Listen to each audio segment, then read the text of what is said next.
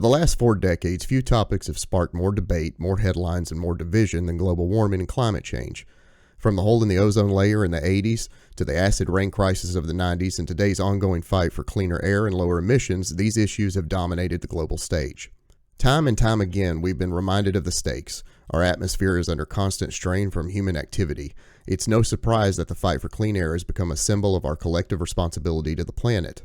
Every article, every documentary, every news report on pollution seems to include images like these: a dirty industrial factory with massive white clouds billowing out of its stacks. It's dramatic, it's powerful, and it's also misleading. Humans have made some amazing technological advances in the last 100 years or so. From cell phones to self-driving cars, modern life would be unrecognizable to someone in the late 1800s.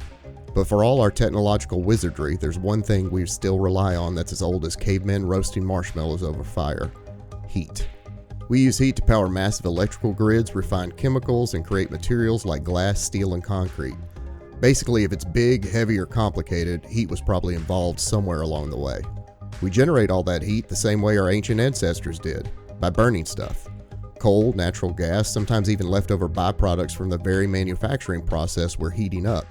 Sure, we've swapped out the sticks and stones for turbines and control panels, but in the end, it's all just fire, version 2.0. And where there's fire, there's smoke. In the mid-20th century, smog was an everyday reality for some cities. Places like Pittsburgh and London became infamous for their pea soup fogs, where the air was so thick and polluted the streetlights stayed on during the day. In 1948, Donora, Pennsylvania faced a crisis so severe it became a turning point in air quality regulation. A deadly combination of factory emissions and stagnant weather trapped toxic fumes in the valley town, killing 20 people and hospitalizing thousands. Where before factory pollution was just a nuisance, it had now become deadly. With disasters like Donora, governments realized they had to step in. The 50s and 60s saw the first major air quality regulations aimed at limiting visible pollutants from factories. Then came the Clear Air Act of 1963. For the first time, federal law targeted air pollution on a national scale. Over the decades, this act has been revised and strengthened to tackle new challenges. By the 70s, amendments introduced stricter limits on pollutants like sulfur dioxide, nitrogen oxide, and particulate matter. Today, air quality regulations are more sophisticated than ever. We've gone from simply reducing visible pollution to tracking microscopic particles and greenhouse gases.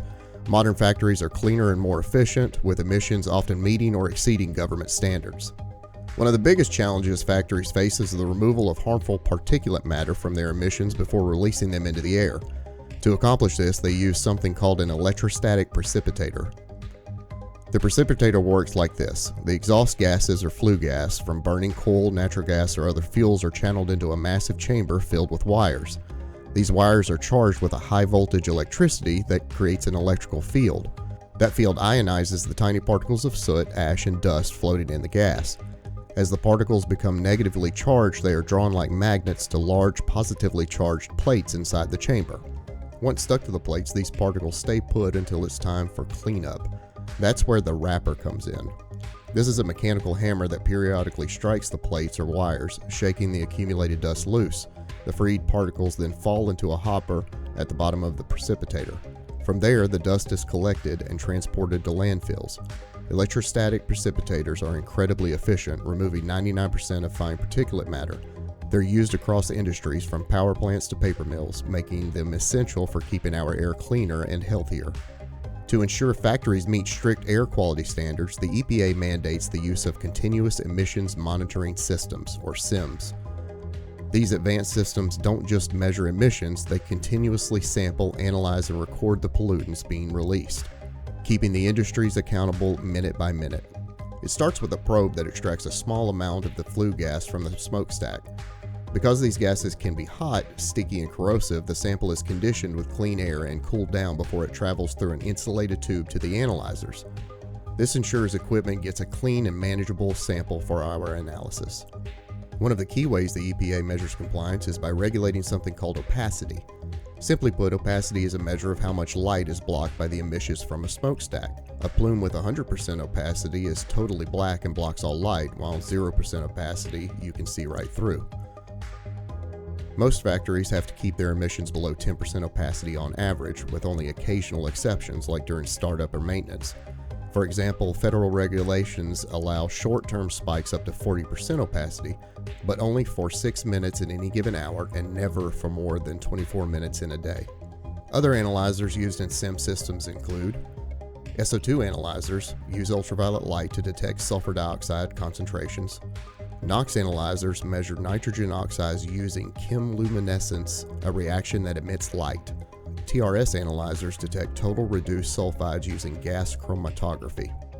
Once the sample is analyzed, the results are sent to a data acquisition system, or DAS. This system records emission levels every minute and compares them against EPA limits.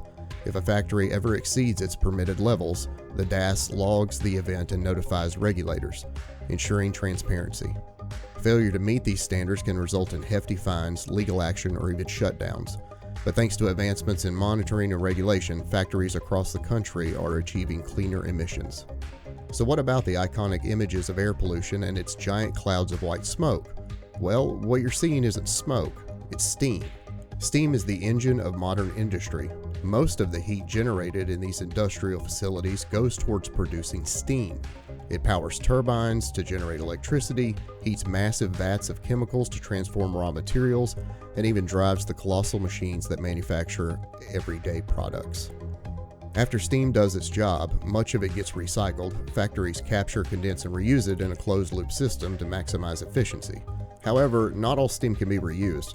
Some of it escapes into the atmosphere, either because it's mixed with other gases or because the process simply can't reclaim it all.